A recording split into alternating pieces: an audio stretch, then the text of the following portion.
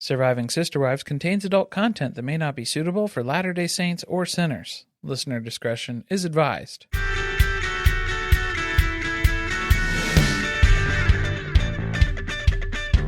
Hello and welcome to Surviving Sister Wives. I'm Corey. And I'm Carly, and this is Season 20, Episode 11, We Used to Be Lovers. Kody's dreaming of a time when Janelle used to pull on that ponytail. Oh, there was a regretful longing that sort of became evident here in this trip down memory lane. I know we were complaining before this about the episode. So should we just get the pink elephant out there? What's going on this season, guys? This is the Kody Apology Tour. We saw it. TLC's leaning into that. They made an entire poster for it. Like it's a music tour. Like it's a... No, they should have sold tickets so that we could see it live. That would have been the way to do that. Yeah, at TLC Con. Right. Of course. The Kody Apology Tour at TLC Con 2026. They would never. They could never. He would never do that in front of everybody. No, I don't think so. Plus, he'd be heckled the entire time. He was nervous about doing it here with Janelle. Janelle is the easiest audience in the world. Okay, can we agree? Janelle has the lowest bar of all of the wives. So it was very clear, why he started with her. Even lower than Robyn's. And Robyn's still with him. So, that's saying something. Yeah. This wasn't the worst thing we saw from reality television this week, though, because we recapped the Secret Lives of Mormon Wives reunion for Season 3 over on Surviving Reality. Maybe that's why this episode didn't seem so bad in comparison to the rest of the filth that we are pilfering through at this point. So if you want to check that out, that's over there on our other podcast. I know we really talked it up, so you're probably super excited to dive in. We complained about all of the stuff. Yeah, everything that was wrong with it. It was a vent session. So, yeah, we talked about it. But, yeah. Do we have an episode description for this one? Of course we do. Yeah. Meri rejects everyone at speed dating before they can reject her. Janelle fawns over Kody's poorly planned apology. Christine questions whether she wants to be stop number 2 on Kody's apology tour. Robyn pretends to want her sister wives back. Okay, where do we want to start with this episode here? I guess let's just get Meri out of the way, because what is the whole speed dating thing? I don't want to see her continually do this and then not meet anybody. Okay, here's what I'm upset about. She told her friend Amber, this is not, I repeat, not a speed dating event. Last week when she was convincing her to go to Vegas with her for the Vegas Girls event. So you are a liar. Well, but I guess it wasn't, because was the whole point that they were supposed to mingle and get to know each other, and then they were supposed to fill out this survey from their phone? There were texts. She's scanning a QR code when she first gets there. First of all, she's overwhelmed right out the gate. They're giving her the rundown of here's what you need to do. Scan this, answer these questions. After about an hour, then we'll pair you with someone. And Meri's like, I need to talk with general population for over an hour. Yeah, she was not ready for it. I mean, mentally prepare yourself. Isn't that what you're supposed to be doing when you're dating? You have to speak to someone to get to know them. This is a big, it's like a big social thing, right? There's a large gathering of people that you don't know. So the problem is Meri keeps bringing people that she does know, and then she just stays with that person. Because I get the feeling that the intense algorithm that is the basis of this pairing program, the matching that took place, were the 3 people who were standing at the booth for check-in, where they just watch you interacting with other people, and then they'll send you a text message. You know what I'm saying? You don't even think they're taking the questions into account? Well, I mean, I think they're probably taking the questions into account, but they're also looking to see Meri and Amber judged the room harshly, sat down alone on a couch, and didn't say anything to anyone else. No matches for you. 0 matches to be made here. That is very unapproachable. There's just... It's intimidating enough to have to walk up to one person that you're interested in talking to. Never mind, now they're standing there with their friend. Yeah. I mean, I guess that's the other part of it, too, is it's how approachable are you in this scenario? Not too good. No, and Meri's already battling resting bitch face. So this is a struggle from the onset here. They're also complaining about, I don't want to do any of the activities here. They're at an atomic golf place, which is probably similar to a Top Golf where there's Okay. like different games. It's like a driving range. You're hitting a ball. Again, something that was disclosed That's kind about of the event when you signed up for it. it's kind of in the location as far as like where you're going. That's what's happening. Meri said she preferred the format where people just sit down at the table and start talking to you. You know, to be honest, Meri, you weren't so great at that either. Like if we're looking at it holistically from an experience point of view. I hate that. Doesn't that feel so much more forced that someone's going to sit down in front of you and now you have to have a conversation till a bell rings? But that's the thing, is that Meri won't initiate a conversation unless it's forced upon her. Okay, but maybe if you didn't just stand in the corner the entire time and you went and you played golf, they were so afraid they were going to look stupid. Which, like, Even everybody that they showed on camera who was doing this did not have good form. These are not professional golfers. This isn't like a bonus thing that you're doing aside from the PGA Tour. Like, that's not why people are here. People are here to just engage in a social activity where you can kind of focus on something. It gives you something to talk about immediately. Even if you're really bad at it, that's a conversation starter. It's a conversation. That's what we're here for. We're trying to talk. We're trying to get to know each other. We're trying to learn. So it's just like the avenues here. Meri's like removing all of those components to this. And then she's like, well, that wasn't a very successful event at all, was it? It's like you didn't utilize it in the way that it was meant to be utilized. But was it that, or was it the fact that she answered 1 on the kinky sex scale? Do you think that's why she had 0 matches in Vegas? Well, I mean, that doesn't help. But then also, okay, let's be honest. Let's get real here, Meri. When you're saying, first of all, the first question was, do you consider flirting cheating? And Meri's like, absolutely, I do. Wholeheartedly. That is what it is. Okay, can we get a sepia tone flashback ready to go? Cue it up. Take a look at your online relationship that took place that you did not consider cheating. They made us listen to catfish talk for so many seasons, and then they did not go back to that when she's now saying that flirting with someone is not cheating. No, flirting with someone is cheating. I'm sorry, is cheating. But then she was saying, hey, I was just talking to this person. I had no intention of leaving. There was nothing of the sort as far as that. She's not into kinky sex, but she deep-throated a banana? Look, okay, where does oral copulation of fruit land on the kinkiness scale 1 to 10? She needed more definition. There's... a scale doesn't really mean anything. It's very arbitrary. 1 to 10? Yeah, who's 10 are we talking about here? Like, that could be a very wide range, depending on whose scale. Everybody's on a different scale here. Instead, they used the flirting question to have us once again open the conversation about flirting in a polygamous marriage. I don't care. You guys aren't in a polygamous relationship anymore. So what does it matter? It doesn't matter, except Robyn gets to drop her 2 cents again about how I always thought flirting was a really good thing. It's real good. And then I wasn't allowed to because the OG3 established that's not allowed. Right. The whole family fell apart because there was no PDA. Because they didn't listen to Robyn. I think that's what it ultimately ends up being. Why did she join their family if that was something that she was really uncomfortable with and thought was a bad decision? Because they were going to be on TV. So that didn't really matter. Ding, ding, ding. We were There's able the to answer.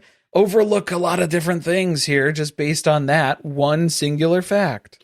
So no surprise, they get no matches. Nobody even comes up to them to talk. They just sip on some drinks and complain to each other about how no one here is attractive. I thought Marciano was going to pop up from Secret Lives of Mormon Wives. He's there Vegas was local. Someone there named like Stefano or something. Stefano, I don't know. Okay, he's Greek. Maybe Angie K was there. She popped over from Salt Lake. The judgment that was flying around in that room for Meri to just take a quick glance around. She's like, I don't really want to talk to any of these guys. I'm waiting for the good ones to show up. Maybe not everybody's here. I don't want to, it's not 3 a.m. at the bar. I don't have to lower my standards too far yet. Look, I kind of get the whole, if I'm not necessarily attracted to anybody here, maybe I don't feel like I want to go out of my way to make conversation if nobody's going to approach me. But also, maybe that person has a friend who's single. Like, you can use all the help that you can get, girl.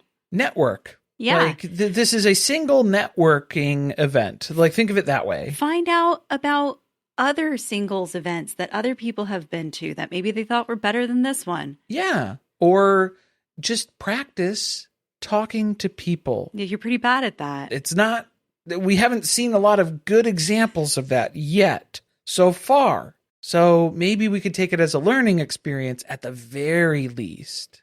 The one thing she said that did give me hope for her was looking back at her relationship with Kody. They went from knowing each other for 2 months to being engaged to being married 6 months in, and she's not looking to repeat that again. Good call. I mean, yes, we're on the same page. We can get on board with that. You know, not what we saw with Christine. Yeah, Christine was kind of repeating patterns here. And I guess that's the thing, too, is Meri's like, I don't know how to enter into a relationship getting to know someone because I didn't get to know my husband before I married him for 30 years. Usually I just skip the step where someone gets to know all the things about me that they don't like. We just get married, so they're stuck with me. Yeah, like that worked out for me for the better portion of my life. The significant majority. It kept me married for 30 years. Yeah, it worked out. It worked itself out. So the second thing that happens with Meri in this episode is that Jenn comes over to the B&B and she and Amber are talking to Jenn about a fundraiser that they're going to be throwing for her. For Jenn's husband, who is going through some cancer treatments this year. And so they want to help Jenn with the financial constraints here of some of those procedures and the things that he's going through with the diagnosis that he has. Which I remember seeing Meri posting about this and Jenn posting about it as well. Not necessarily the fundraiser, but that her husband was going through cancer treatment. And I was thinking that was probably why we weren't seeing a lot of her this season. And she looks like she's going through it. I mean, it's rough. Yeah, I mean, you can tell, like, emotionally, it's taken a toll on her. I was worried when Meri was first talking about how we're going to have like a rough conversation today. It's not something Jenn's going to want to talk about. I thought it was going to be like, you've been demoted. Amber is now my new BFF. She's the first chair. It's like a housewives reunion now. Yeah, they're going to have to like face off here to see who's going to be Meri's BFF to go to these horrible speed dating events with her in the future. Luckily, that wasn't it. No, that wasn't the case. So the plan is Jenn's bike shop that we saw them open. They're going to like have a bike ride around Parowan, I guess, to see all the sites. How large of a loop do you think that is? Probably the Big P. You're going to ride up to the Big P and back? to the P and back. Meri'd like to do that. She'll get divorced while she's there. Maybe. And then they're going to meet at the bike shop and have a breakfast at the B&B. Do we still call it the B&B? Do we call it the event space? Lizzie's event space? Or something. We don't know what the title is now. Lizzie's Heritage Inn. They're going to cook a breakfast. And then the other thing that Meri's kind of burying the lead here is that Ron Bon Jovi from the last speed dating event is going to be there. And Meri's like putting him to work based on the preview that we saw for next week. Did you see that? He's like manning the grill. He's in a t-shirt for this event working. He's cooking. I mean, much like everyone else in Meri's life. She gets them to work. You know, maybe that is the connecting point here, I guess. He's fitting right in. This is the way, it's acts of service. That's how you win Meri over. So my conspiracy theory is that Meri has been talking to Ron this entire time. I mean, she says that they've stayed in touch and that they've, remained friends since their speed dating. I think they're casually seeing each other. Okay. Isn't that a lot to come to someone's that you barely know, their best friend's event for their husband who has cancer, and you're going to work the event too? I mean, this seems like it's bigger than just, it's a friend who I invited. Who I texted 1 or 2 times after I met him at speed dating. I've stayed in touch with them since speed dating. This seems like it is more of a serious thing. But Meri would never tell us on camera that she's dating. She already saw how things went with Famous Amos. Right. Where they tried to soft launch that. They tried to do a little reveal. Didn't really work out. That's what I'm saying. I think she's keeping it quiet. And that's maybe also why she's going to these events. And she's not really finding anybody who is better than Ron. Comparison is the thief of joy, though. It's true. We need to remember that. And she had him cooking the sausages. So I think maybe that was an Easter egg. Sausages, hot dog. It did make me want a diner breakfast. Okay, yeah. Christine and David. Why does she think that they're playing a full regulation game of pickleball? Pickleball seems to be the entry point here, even though Christine has tried her hand at several sports and she has decided that she's terrible at all of them. Okay, but is that what she's doing this season? Is she on a journey to find a sport that she's not terrible at? Because every time we see them, they have to be doing an activity like this. What was the other stuff? So they did bowling last week. What else was she doing? I can't tell you. Okay, they probably played other sports. Played pool, billiards. That'll be next. Just any sport with a ball. That's really what Christine's after. She goes right for the balls. Is this easier than tennis? She's saying there's less running. There's less like square footage to cover. Because the court's smaller? I think it's because the court's smaller, mostly. I don't think she did less running. She did a lot of running, but it was mostly because the ball kept going out of bounds. It seems like you need to bring like a child gate. You know, what is it? The little... A little safety fence? Little safety fence there because it didn't have a door that closed. So then the ball kept going out of bounds all the way. That would have pissed me off. That would have been upsetting. I would have switched sides the second time we did that. Yeah, like... I'm not going to keep running out there. Once or twice, because then at one point she's telling David, you got to go get it. And it's like, no. So yeah, I would have probably swapped sides here at some point.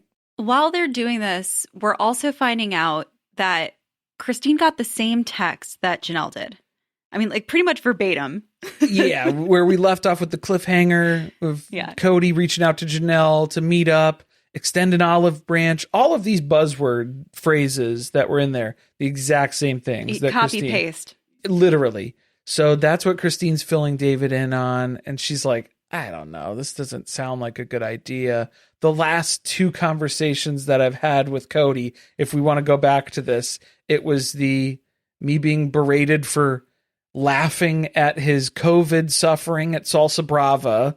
So that wasn't a great conversation. And then the one before that was the knife in the kidney screaming at me on my porch. So, but selfishly, that was great for us as an audience. Look, I'm not saying that it was bad TV because it wasn't. It was actually really good for the show. So that's why I think that makes sense that he's trying to get you in the same room to talk to you again. Do we think that David's a producer plant then? Because he's really pushing her. Like, you should definitely do this. Well, David's whole thing is like, Christine seems to be of the mindset of we all need to be able to be in like an amicable place where we can at least get together once a year. She had like that pipe dream the day that she told the sister wives that she was leaving Kody. She was like, oh, I'm sure we'll still get together, you know, for family reunions and stuff. And everybody was looking at her like, what are you talking about? So she has this idealistic version of what post-marriage with Kody would look like, but she hasn't really been building to that or like working towards that. Okay, but you also have to have someone who's willing to engage the other direction. Oh, yeah. And Cody's done nothing. He has not stepped up at all. So I think that's what David's pointing out is like, well, this seems like this would be the first step towards what you're trying to accomplish here. Yeah. So maybe you could take him up on it, see how this goes. I'll be there with you. So there's like some reassurance there too. And then Christine's just trying to wrap her mind around like, what would this be? Like, what's the catch though? Because there's always a catch when Cody's trying to apologize or sweet talk you for something. Like there's something else that comes after that. It's got to be another NDA. That's just terrible. Yeah. Slide it across the table at the end. There's something horrible coming that's a part of this. I know it. I just feel it in my bones. She's questioning Cody's motives, but I'm also thinking like David's probably feeling like in the back of his mind, I keep getting told that you don't want me to be like the main father figure in these kids' lives. But meanwhile, there's no relationship with Kody. Maybe we could try working on that. Well, and then that's what he's kind of pointing out here as well is like, maybe you're always saying that you want your kids to have a better relationship with Kody. Maybe you could lead by example by establishing a speaking basis that you could get on with Kody. And Christine's like, I really don't want to She's like, talk I to him. hate that man. Like, not to be hypocritical. I don't want to ever talk to Kody ever again for the rest of my life, though. Like, my life has drastically improved with limiting my exposure to Kody Brown. I get that, but she does still have Truly, who's not, a grown adult yet. You're going to have to talk to him still. And I mean, even her adult children still need their father in their life. So it's like, yes, we get it. We get the reasoning for it. I understand her apprehension completely too, though. I don't know if I completely agreed with David, though, where he's trying to say people can change. People can and do change. There was the other risky side of that, too, with what he was talking about, how like, oh, you need to make a connection with your kids because later on in life, when you need them, then they're not there. And it was like, ooh. I was trying to understand what he meant David, by that. Are you talking about like having kids as a retirement plan? Right. Because that doesn't seem like that's David's. No, that's why I was kind of here. surprised. I was like, I need you to elaborate more on that. Do you mean like when you need your kids because you expect that they're going to take care of you in some way? Yeah, like it almost had like an implication of that, like the caretaker sort of thing stuff. But like, I don't know if that's exactly what he meant, but that is definitely how it sounded in the edit. I don't know if that's what he meant, though. I just think it's become pretty clear over time that there's something wrong with Kody. Like, there's something not right with his brain. Even this apology tour, he's not being genuine about it. He does have a motive, which is what Christine's questioning, which is that he doesn't want the women to talk negatively about him on TV anymore. And that's not entirely clear yet, but the way that Christine is kind of rationalizing this, okay, she didn't know what this was going to be, what she was walking into. The way she's kind of coming to terms with, okay, I'll accept this and I'll walk into that conversation, viewing it as like a conclusion sort of conversation, like a wrap up where we can kind of move forward from here. A post-mortem, if you will, for after the divorce. Sure. Like, this is corporate America. If that's what it needs to be, like sometimes, okay. If that's part of that conversation that needs to happen and that's what you're going with, okay.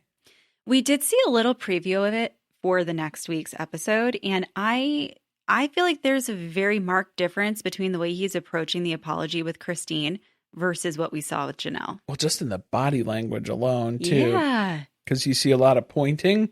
It's almost accusatory, the way that Kody is talking at Christine. So, like, that's a little uncomfortable because it's very different than what we see in his interaction this episode with Janelle. Well, that's where I'm wondering if either it starts out a little hostile from Christine's end that then puts him on the defense, or if it's that he really doesn't mean what he's saying.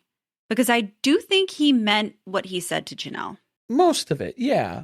Or at least the stuff that we saw. Because, yeah, maybe it's just Christine didn't warm up with enough small talk.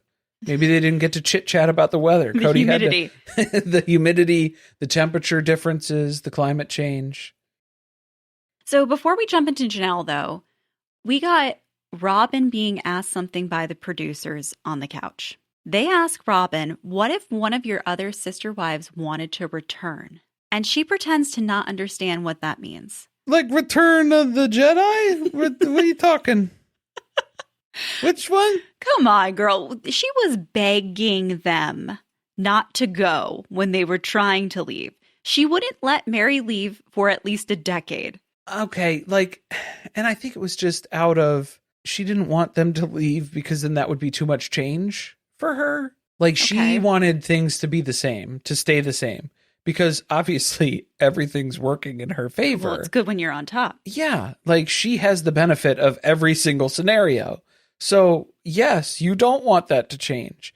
Now I think she's realized, now you got to spend 24/7 with Kody? That's kind of annoying.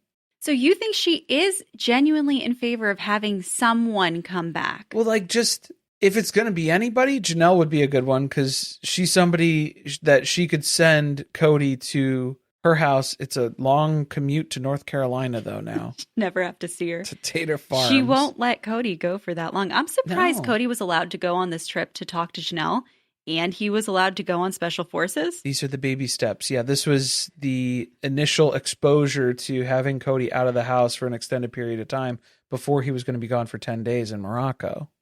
She should have had him drive her RV out. You see that she helped. just got that there. I know. That would have helped a lot. Would have saved her some time. Well, if the battery was dead, he wouldn't be able to drive it out there anyway. Plus, how many flats would you risk? Oh, he'd be gone for longer than he was supposed to be in Morocco. Takes 6 to 8 months to get that thing delivered to her.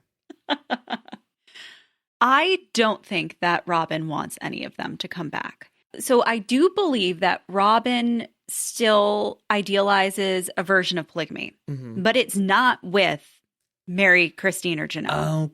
Okay. I think she has seen the things that they've had to say about her, and she's not interested in any of them being her sister wife again. Yeah, I think she is considering diluting the marriage the way that Kody needed to with Meri. But yeah, I could see that not being an option with the ladies who have left, because then she would always be in the back of her mind wondering when they're going to leave again, too.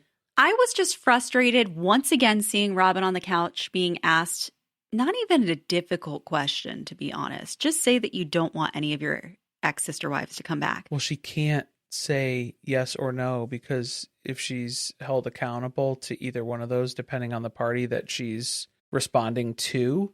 So like if that's she said, the manipulative part of Robyn. That's the manipulation there, is that she's not going to answer, because if Janelle and Meri and Christine watch this and I say, no, I don't want them back in it, then they were right all along that I was trying to push them out. If I say, yes, I do want them back in, then Kody's going to be like, what the heck? You told me no on the polygamy stuff, but then you're saying that. So it's just like when she finds herself in those moments, that's what's so confusing about Robyn, though, is that she is like hyper aware of all of these things, of like how that perception is going to be based on who's going to see that. And then she knows enough to know, like, don't answer that, to protect. She's just smart enough to be dangerous. Yeah, like to protect that illusion for everybody involved. Like, there's nothing that I can benefit from answering this question. Yes or no is going to be bad. I know I've said this on the Discord too, but I just feel like she doesn't deserve to get paid as much as everybody else if she refuses to answer questions, because she acts like she's going to have to walk off the set because she's going to burst into tears because they gave her a shred of hope that maybe one of her sister wives may want to come back, which we know is disingenuous. At best. Yeah. Like, probably worse than that, though. Also, 0 tears. Well, no tears. And then, yeah, this wasn't like when they handed her the iPad and then she had to get up and run away because I can't watch this right now. I can't see this. I can't. That was a much better performance. That was, yes, she was like on top of her game. This one was just kind of like, I don't think it's a good idea for me to answer that. I think she wasn't prepared for the question. Like, it really came out of left field. It did. Yeah. Like, she did not expect that to come up at all. So yeah, she did not know how to navigate that in the moment. And so then it just became a deflection. I did like, her other 2 cents that she's throwing in here for how horrible it is to be dating now. Cause that was like part of Meri's segment where it was like, oh, I wouldn't wish that on my worst enemy. Cause dating now, it's just terrible with all the smartphone apps. Really ruined it. Really took away the magic of... Please, she'll be in the dating game in a couple of years here. Really took away the magic of finding someone who was about to land a TLC show. So much more romantic to find someone at church who's already married. Makes your eggs drop. Gross. All right, let's talk about Janelle and Kody. Speaking of eggs dropping.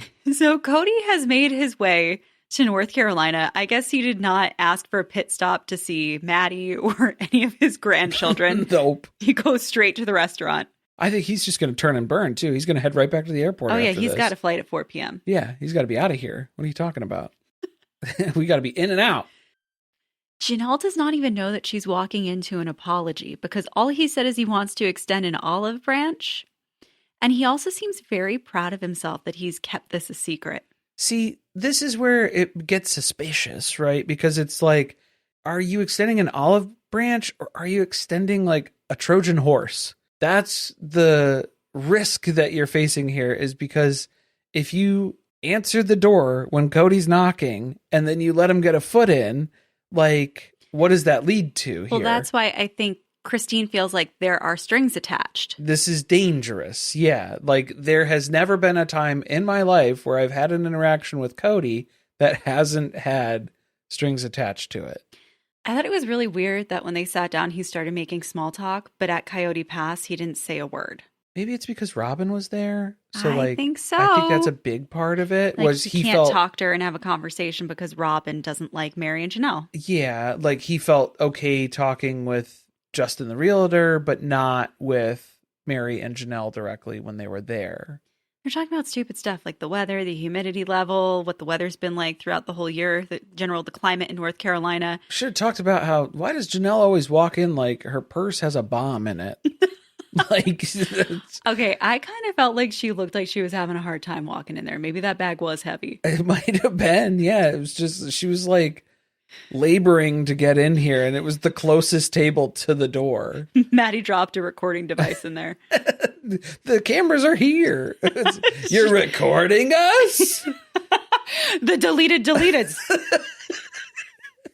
Guys, we're recapping Real Housewives of Salt Lake City. If you're interested, over on the Patreon every week on Tuesday nights. And we got the live video after parties on Tuesday nights, so don't miss that. He's also asking about the restaurant. How'd you find this place? And I've heard good things. Good things. Actually, I just looked for the most expensive restaurant that I could in the area that was convenient for me to go to because you were picking up the tab. I just found the thing that was closest to me. The thing that was closest to Salsa Brava that we could get to to bring back, the fond memories, the good old days. No lemons. I found the only lemonless restaurant that I possibly could. Mm-hmm. Or I found a place where it had been known that the lemons are like E. coli outbreak. So, yeah. Good luck on the flight home. I put that on the top of the list. So he does pretty quickly get into the apology portion of things. And he starts off with telling her that he's sorry that he was so angry over the breakup, that it was pretty unnecessary, that he knows that he hurt a lot of people because of that. Which Janelle just goes, oh, wow. Thanks. Wasn't expecting that. Again, the bar is just so low to her. It always has been when it comes to Kody. And I think she did feel like, all right, he's taking some accountability for something, so I'm good with that. I think this was what Maddie was worried about when Janelle was telling her about it, was that she was just like, oh no. She knew it wasn't going to take much either. She knows, just like we know. So it was just to see this happen in real time where Kody is apologizing for being angry. Because I think he had said, oh, I have a whole list of stuff to apologize for. And it's like, oh, okay. Like, get started. Yeah. This restaurant closes at 11 p.m. Well, it was still daylight when they both left. So his list wasn't long enough. I don't think we got through the whole list, but only 3 main points really made it into the cut for the episode here. So it was mostly about the anger stuff, but then he was trying to also backhanded compliment of, you should have been happy that I was angry, because if I was totally complacent in it and I didn't even react or care at all, then that would be like an insult to you. It would show that I didn't even care about you. Aren't you glad that I was so angry at this reaction of you leaving? If there's ever been a better example of gaslighting on reality TV, I don't know if I've seen it. I wish that Janelle could have called him out for gaslighting, and then he would have said, you're just using that word because I said it first. No, instead she's like, oh. She is. She's loving it. She's cooing. She's awing. Is flirting, cheating. It's seeming like we're getting into, she's getting all like googly eyed for Kody, and it's kind of gross. Mm-hmm. It's actually really gross. And then he tells her that the meanest thing he did of everything during the past 5 years is that he said that he never loved her and that was not true. Which we knew that wasn't true because, she did lying. Too, because she repeatedly goes, I knew. I knew that. I knew. I knew. I knew that you. I knew. I knew that you were lying. I knew that you did not mean that, and that was not true. So, like, why are we even doing this? What kind of an apology is this for something that didn't even really take place necessarily? And it didn't really hurt her because she didn't believe it. No, she didn't buy it at all. But she just is fawning over him. I feel like this really melted any coldness that was still left at the beginning of this conversation. At this point, it's gone. She seems totally receptive to anything he wants to say. Well, because then the next point that he was getting to was how thankful he is of how cool she is about this. So he's really like buttering her up again on this, because that's when she was like, like really kicking her feet under the table. Thanks for making it so easy. Yeah, like for being so cool about this, because you're the person that I trust the most to come with this first, because Christine and Meri, I don't think they're going to be as open and receptive as you. They're not as open-minded and kind and thoughtful and caring and understanding. Those relationships ended a lot worse than hers did with Kody, because she kind of just said, I'm done. There was no long, drawn-out attempt to fix anything where he didn't participate as a partner. You didn't have to try to build a rock sculpture in Galveston on your anniversary you didn't do weekend. The hard things. You didn't do, yeah, because the act is easy. She's just known he's been full of bullshit the whole time. It did frustrate me to watch her do exactly what we expected. She's buying into it. She's taken this hook, line, and sinker, and I hate it. Yeah, the thing I don't like is this now has established for Kody like a baseline of what he is going to expect going into the other conversations. And if they don't go as easy as this one went, he's going to act like the other wife is being difficult. Yeah, because he's really patting himself on the back for being the bigger person here and being able to diffuse this situation between him and Janelle, because they were not really on great speaking terms. And now look at where we are today. Such a vast improvement. The thing that really would have pissed me off is there was no apology about his relationship with his kids. Kids never came up. Yeah. None of this was related to that. So I think that's part of the reason of, like, if we're talking about accountability and stuff, or if you're talking about the reason why we're here, I feel like that is something that Christine's going to bring up next week.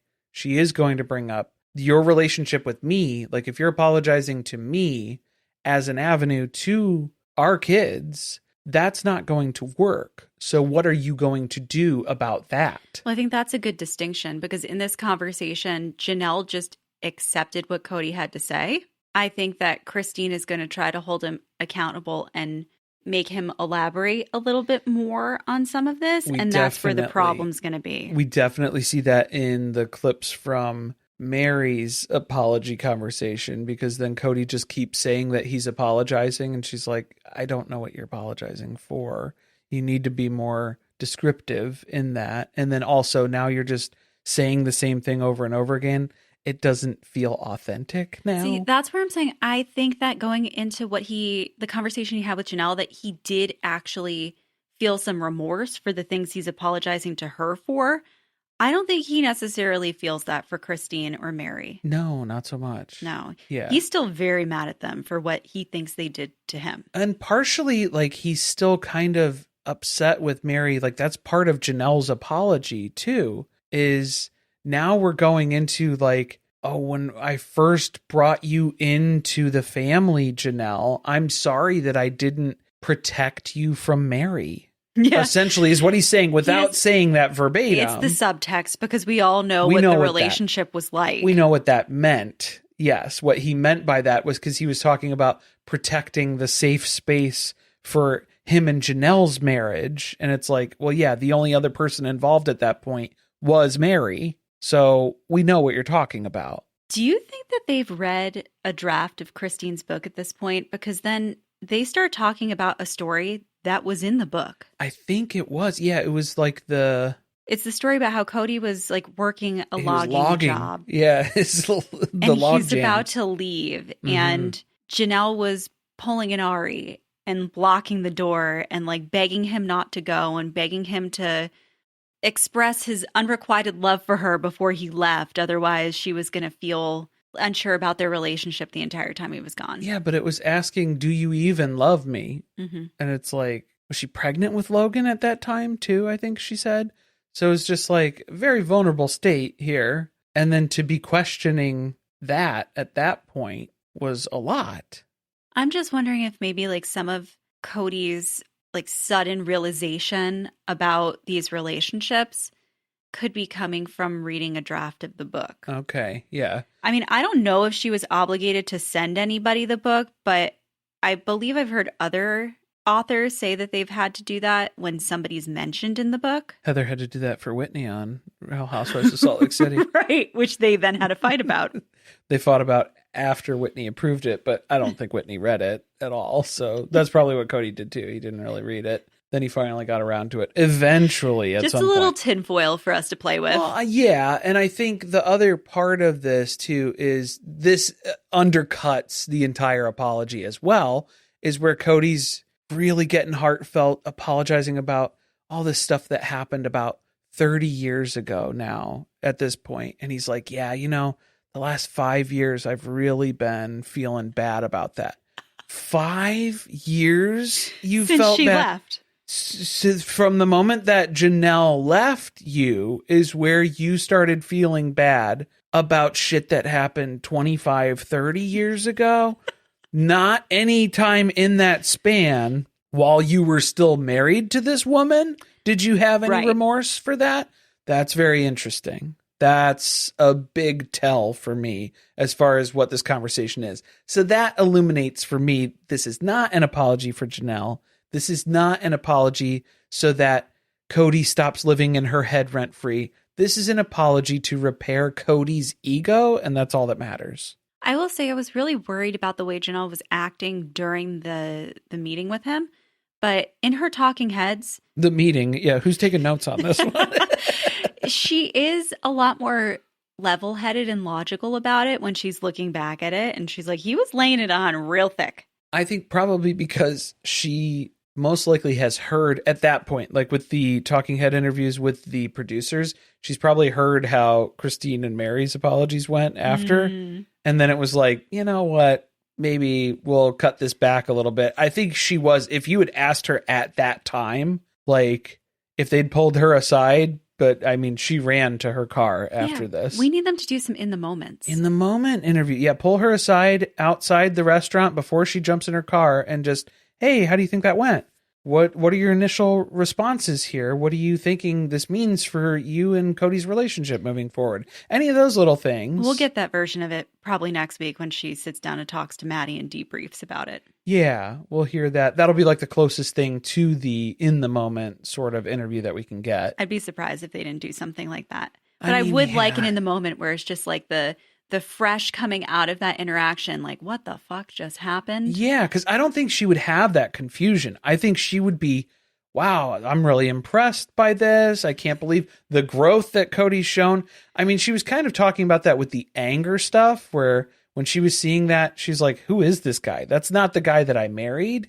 This isn't the man that I've known for the entire, adult relationship that we've had. I felt like we saw his mask slip a little bit in that moment when they first sat down and she said that, because Christine has said that about him a lot. Meri has said that about him a lot, and it looked like it annoyed him. Well, I thought he was going to say that Robyn said that too, because I think she has. So I think he's heard it from everyone. Yeah. So then the only way that he said it was he kind of bit his lip, and then he was like, you're not the only wife to tell me that. But he kept doing like this Robert De Niro smile, or it was like really squinty. I don't know what was going on. He was throwing me off. He was trying to flirt. That was him flirting? It's his flirty look. He goes De Niro to flirt? I guess. Oh my God. This conversation goes so well that at the end, Janelle brings up that Garrison qualifies for a military headstone and that she's already started the paperwork for it. It's just a paperwork shuffle. Does Kody want to come out with her when they place the headstone at his grave? What, just you and me? Just a Kody and Janelle trip? Yeah, please don't bring Robyn. Please don't. Maybe he could have said, are the kids going to come? I'd love to see them. I don't think he would, though. So I'm just saying, like, you know what I'm saying? Yeah. I don't think he's expecting that this is going to be the apology. So then now when he reaches out to Maddie, he can say, oh, things are good with me and your mom. And then she's going to be like, okay. Right. That doesn't mean anything for our relationship. Yeah, that doesn't change anything with us. And then he's going to be like, well, why did I even apologize then? What's that all about? Yeah, what a waste. He's not going to piece this together at all. He's not going to get it. He even holds the door open for her on the way out. Well, he had to like shoulder his way out. That door was really, shutting. It was a very windy day. Yeah. That was a Garrick Merrifield gust of wind from God trying to hold that thing closed. Something. Make him really work for it. So he had to fight his way out. I don't know if Janelle would have made it out on her own. She probably would have swung her bag through it and just busted out of there. Okay, was it just me, or when she walked in, did he tell her she looked healthy? Oh, I didn't hear that. I swear to God, I heard him say that. I swear I heard him say that. He's just giving the compliments that he hopes that she'll return. So he could talk about how he's been training for special forces. And she'll be like, I cannot return that same. Well, isn't that some shit too? Like, okay, Meri walking into the speed dating thing and taking a look around and being like, not interested. And then cut to, this was the dude that you were with this was the guy. This is your standard. Maybe she's looking to level up. I mean, I hope so. You can only go up. Poor Janelle, though. She didn't even get to rub those washboard abs before she walked out of there. No. You know, after all the hard work being put in for special forces. Maybe that's why Kody was in North Carolina. His liposuction was scheduled for a clinic in the area. So he happened to be there right before he goes out for special forces. That's this episode. I don't have the description for next week because TLC still hasn't posted it, but it's a big mystery. It looks like there's going to be a very drawn out 2-parter as far as Christine and David's little sit down with Kody goes. That apology is going to take a while. Oh boy, there's a lot to go through. And then Janelle is recapping with her friends, and then they're asking if she would ever consider getting back with Kody. And at that point, she's like, I can't rule it out, I guess. Like, not entirely. But I mean, come on. We know that there's no way. There's no way she would ever go back. She was just talking about getting a spiritual release. Yeah, like that's going to be a whole other element to this. I think as soon as she brings that up. Oh, he's going to be so mad after he apologized. Oh, he's going to take it extra personal then of like, how dare you do this? Maybe is that part of the reasoning for the apology tour as well, where he's like, please, Janelle, I need to have at least one additional spiritual wife because they're going to demote me in the afterlife. It's very important to Robyn. Yes. Yeah. It's really important that she live polygamy in her head, in her mind, as best as she can. And we're going to meet Ron. Well, like, again. It's like a Ron refresher. I'm interested to get to know Ron a little bit better. He was giving me Michael Peterson energy the first time we met him, if you know what I mean. How many women have you found dead at the bottom of a staircase, Ron? Okay, I don't know if it's that aspect of Michael not that Peterson part? that I mean. Okay. She's a sexual minx. That part? Maybe that part.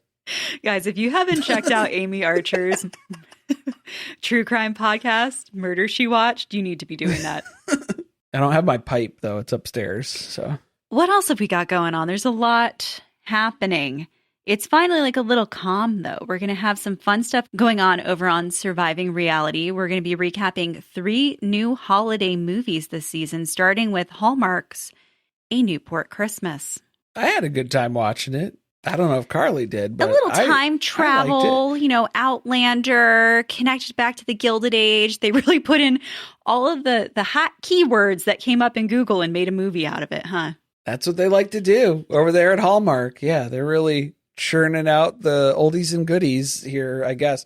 Don't confuse it with the YouTube ripoffs. That's not streaming over there, so you'll have to watch the official licensed Hallmark product.